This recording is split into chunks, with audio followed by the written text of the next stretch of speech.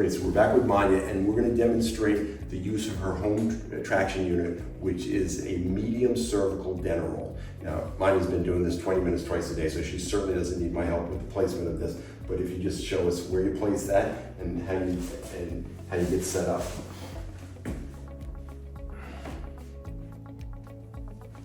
So usually I do it on my bed, so just still figuring it out.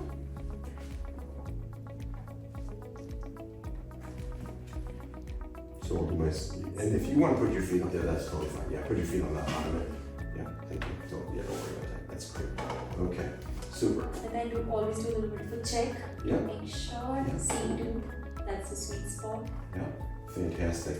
And if I could just, of course I said I'm not going to exert, but of course I can't help myself. So we're just going to get you a little bit square. Now, because you have this right head shift, it's great for us to set up, and you've actually kind of done it innately. We just adjusted you, so your head is actually shifted much more to the center, which is amazing.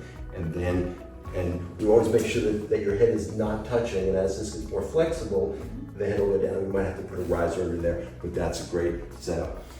You do this 20 minutes, twice a day, and the reason why the time is such an important thing with the home traction is that from 0 to 10 minutes, the ligament could fight a little bit.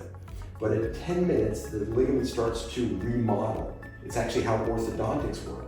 Well, in this, the ligament is, one of the ligaments of the spine is the disc, so we want the disc and the supportive ligaments around the vertebra to remodel towards a normal shape, and we'll do that by putting a consistent, repetitive, mild to modest stress on it in the right direction so we can build that curve back.